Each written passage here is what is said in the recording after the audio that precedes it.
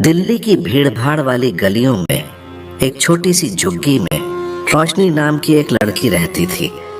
रोशनी के पिता सुरेश दिहाड़ी मजदूर थे और माँ लता घरों में काम करती थी। उनके परिवार में रोशनी के अलावा 2 छोटे भाई बहन भी थे। उनका जीवन हर दिन एक नई चुनौती थी, लेकिन रोशनी के चेहरे पर हमेशा एक शांत मुस्कान रहती थी, जैसे वह हर मुश्किल का सामना करने के लिए तैयार हो। रोशनी का परिवार श्याम बाबा का परम भक्त था। हर मंगलवार और एकादशी को, चाहे कितनी भी कठिनाई हो, लता और सुरेश पास के छोटे श्याम मंदिर जाते, जहां एक छोटी सी बाबा की प्रतिमा स्थापित थी। रोशनी भी उनके साथ जाती और अपनी नन्ही आंखों से बाबा की सुंदर छवि को निहारती रहती। उसके मन में अटूट विश्वास था कि बाबा सब ठीक कर देंगे, जैसे वह हारे हुए का सहारा बनते हैं। रोशनी 12 साल की थी और स्कूल जाना उसका सबसे बड़ा सपना था। जब वह सुबह उठती थी तो दूर से आती स्कूल बस की आवाज़ सुनकर उसका दिल एक अजीब सी कसक से भर जाता था। वह उन बच्चों को देखती जो साफ सुथरी वर्दी में स्कूल जाते थे। उनके हाथों में किताबें और बस्ते होते थे। रोशनी को लगता था कि उसकी दुनिया उन बच्चों की दुनिया से कितनी अलग है। वह अपनी माँ के साथ घरों में काम करने जाती, बर्तन मांजती और कपड़े धोती। जिस घर में उसकी माँ काम करती थी वह शालिनी जी का घर था। शालिनी जी का परिवार भी श्याम बाबा का बहुत बड़ा भक्त था। हर सुबह रोशनी देखती कि शालिनी जी और उनका परिवार बड़े ही प्रेम और श्रद्धा से पूजा घर में श्याम बाबा की आरती करते हैं। पूजा घर में सजे श्याम बाबा की सुंदर मूर्ति, फूलों की महक और आरती की मधुर ध्वनि रोशनी को बहुत आकर्षित करती थी। उसे लगता था कितना सुंदर माहौल है। वह चुपचाप दरवाजे पर खड़ी होकर सब देखती और सुनती रहती। उसका भी मन करता कि वह उस पूजा में शामिल हो, बाबा के सामने हाथ जोड़े। उसके दिल में भी बाबा के लिए एक गहरा सम्मान और प्रेम जन्म ले रहा था। एक दिन शालिनी जी का परिवार खाटू श्याम धाम जाने की तैयारी कर रहा था। घर में उत्सव जैसा माहौल था। रोशनी ने सुना कि सब बाबा के धाम जा रहे हैं। उसका मन भी बहुत व्याकुल हो उठा। उसने कभी इतनी दूर का सफ़र नहीं किया था और श्याम बाबा के साक्षात धाम जाने का ख्याल ही उसके लिए रोमांचक था। उसने अपनी माँ से पूछा, माँ, क्या हम भी बाबा के धाम जा सकते हैं? लता ने एक लंबी सांस भरी और कहा, नहीं बेटी, हमारे पास इतना पैसा नहीं है। ये सब बड़े लोगों की बातें हैं। रोशनी का दिल बैठ गया, लेकिन उसने फिर भी अपनी छोटी सी श्याम बाबा की तस्वीर के सामने प्रार्थना की, बाबा, मुझे भी बुलाओ ना अपने धाम। शालिनी जी ने रोशनी की उदासी देखी और लता से पूछा। लता ने बताया कि रोशनी भी धाम जाना चाहती थी। शालिनी जी का दिल पसीज गया। उन्होंने तुरंत फैसला किया कि वे रोशनी को भी अपने साथ ले जाएंगी। रोशनी, शालिनी जी ने मुस्कुराते हुए कहा, क्या तुम हमारे साथ खाटू श्याम चलोगी? रोशनी की आंखों में खुशी के मारे आंसू आ गए कि उसकी जिंदगी का सबसे बड़ा सरप्राइज था। खाटू श्याम धाम पहुंचकर रोशनी ने पहली बार श्याम बाबा का विशाल और भव्य मंदिर देखा। मंदिर की भव्यता, भक्तों की भीड़, जयकारों की गूंज और बाबा की अलौकिक मूर्ति देखकर रोशनी पूरी तरह से भाव विभोर हो गई। उसने श्याम बाबा को इतने करीब से कभी नहीं देखा था। उस दिन से उसका श्याम बाबा के प्रति विश्वास और भी गहरा हो गया। वह पूरी तरह से पक्की श्याम भक्त बन गई। धाम से लौटने के बाद रोशनी हर रात अपनी श्याम बाबा की तस्वीर के सामने हाथ जोड़कर खड़ी होती और कहती, बाबा, मुझे भी पढ़ना है।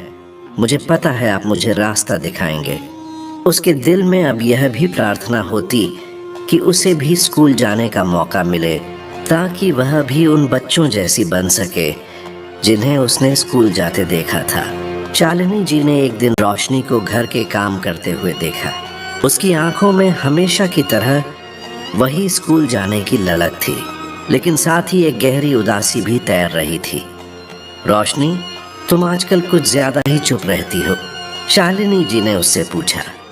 रोशनी बस मुस्कुरा कर रह गई। शालिनी जी ने लता को बुलाया और उसकी ओर मुखातिब होकर बोली, लता, मैं देखती हूँ कि रोशनी कितनी होशियार और मेहनती है। ये बच्ची स्कूल क्यों नहीं जाती? लता की आंखें भर आईं।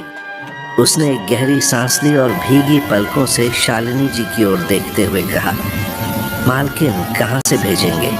2 वक्त की रोटी मुश्किल से मिलती है, बड़ी मुश्किल से घर चलता है। स्कूल की किताबों, फीस और वर्दी का खर्चा कहाँ से आएगा? यह सोचकर ही मेरा दिल बैठ जाता है। हम तो बस श्याम बाबा से ही प्रार्थना करते रहते हैं कि कोई चमत्कार हो जाए और मेरी बच्ची को भी पढ़ने का मौका मिले। शालिनी जी कुछ देर सोचती रहीं। शाम को उन्होंने अपने पति से बात की। उन्होंने मिलकर फैसला किया कि वे रोशनी की पढ़ाई का खर्च उठाएंगे। अगले दिन जब लता और रोशनी काम पर आए तो शालिनी जी ने उन्हें यह खबर सुनाई। रोशनी की आंखों में एक चमक आ गई, एक ऐसी चमक जो पहले कभी नहीं दिखी थी। उसे लगा जैसे उसके अंदर अंधेरे में कोई दिया जल गया हो। सच में मालकिन? रोशनी ने हिचकिचाते हुए पूछा, जैसे उसे विश्वास नहीं हो रहा था। शालिनी जी मुस्कुराईं।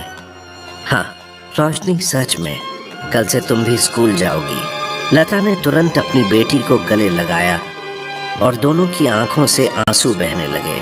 लता ने मन ही मन श्याम बाबा का शुक्रिया अदा किया। श्याम बाबा ने हमारी सुन ली। रोशनी, यह उनका ही आशीर्वाद है। अगले दिन रोशनी पहली बार स्कूल गई। नई वर्दी, नया बस्ता और नई किताबें। हर चीज उसे एक सपने जैसी लग रही थी। कक्षा में वह थोड़ी डरी हुई थी, लेकिन जब शिक्षिका ने उसे मुस्कुराकर बैठने के लिए कहा तो उसका डर थोड़ा कम हो गया। उसने अपनी पूरी लगन से पढ़ाई शुरू की। वह हर शब्द को ध्यान से सुनती, हर अक्षर को गौर से देखती। वह जानती थी कि यह मौका उसे बड़ी मुश्किल से मिला है और वह इसे बेकार नहीं जाने देगी। हर सुबह स्कूल जाने से पहले वह अपनी श्याम बाबा की तस्वीर के सामने थोड़ी देर खड़ी होती, उनसे शक्ति और ज्ञान मांगती और फिर पूरे जोश के साथ पढ़ने जाती। समय बीतता गया। रोशनी ने कभी पीछे मुड़कर नहीं देखा। वह रात रात भर जाग कर पढ़ती, अपने छोटे भाई बहनों को सुलाकर, कभी मोमबत्ती की रोशनी में तो कभी सड़क पर जलती स्ट्रीट लाइट के नीचे। उसके माता पिता और शालिनी जी उसकी प्रगति देखकर बहुत खुश होते थे।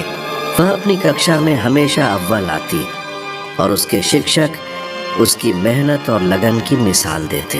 रोशनी जानती थी कि यह सिर्फ उसकी मेहनत नहीं, बल्कि श्याम बाबा का हाथ है जो उसे हर कदम पर थामे हुए है।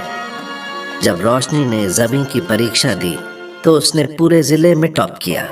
यह खबर सुनकर उसके माता पिता की आंखों में खुशी के आंसू थे। लता ने अपने घर के पास वाले श्याम मंदिर में जाकर बाबा का धन्यवाद किया और प्रसाद चढ़ाया। शालिनी जी को अपनी पहल पर गर्व था। रोशनी को कई कॉलेजों से स्कॉलरशिप के ऑफर आए। उसने साइंस स्ट्रीम चुनी और इंजीनियर बनने का फैसला किया। कॉलेज के दौरान भी उसने अपनी पढ़ाई जारी रखी। वह जानती थी कि यह सिर्फ उसकी मेहनत नहीं, बल्कि उन सब लोगों का प्यार और विश्वास है जिसने उसे यहाँ तक पहुँचाया। और सबसे बढ़कर श्याम बाबा का आशीर्वाद, जिनकी भक्ति ने उसे कभी हार मानने नहीं दी। 4 साल बाद रोशनी ने इंजीनियरिंग पूरी की और उसे एक बड़ी मल्टीनेशनल कंपनी में नौकरी मिल गई। जिस दिन उसने अपनी पहली सैलरी लाकर अपनी माँ के हाथों में रखी, वह क्षण उसके लिए सबसे अनमोल था। लता ने वह पैसे अपनी बेटी के सिर पर रखे और उसे गले लगा लिया। मेरी बेटी, तूने हमारा नाम रोशन कर दिया, लता ने रोते हुए कहा। यह सब श्याम बाबा की कृपा है। रोशनी ने सबसे पहले अपने माता पिता के लिए एक अच्छा घर बनवाया, जिसमें एक छोटा सा पूजा घर भी था, जहां श्याम बाबा की सुंदर प्रतिमा स्थापित की गई। वह सुबह शाम वहां दिया जलाती और बाबा का भजन गाती। उसने अपने छोटे भाई बहनों को भी अच्छी शिक्षा दिलवाई और शालिनी जी, जिन्होंने उसे रास्ता दिखाया था, उन्हें रोशनी ने अपनी माँ जैसा सम्मान दिया। वह हर महीने उनसे मिलने जाती और उनका आशीर्वाद लेती, लेकिन रोशनी के सपने अभी पूरे नहीं हुए थे। उसने देखा था कि कैसे उसके जैसे गरीब परिवार के लोगों को न्याय और सरकारी सुविधाओं के लिए भटकना पड़ता है। उसने तय किया कि वह सिविल सेवाओं में जाएगी और एक IAS अधिकारी बनकर समाज की सेवा करेगी। यह एक और कठिन रास्ता था, लेकिन श्याम बाबा पर उसका विश्वास और भी गहरा हो गया था। उसने अपनी नौकरी के साथ साथ UPSC परीक्षा की तैयारी शुरू की। दिन रात एक कर दिए। जब कभी वह थक जाती या निराश होती तो श्याम बाबा की तस्वीर के सामने बैठकर ध्यान लगाती।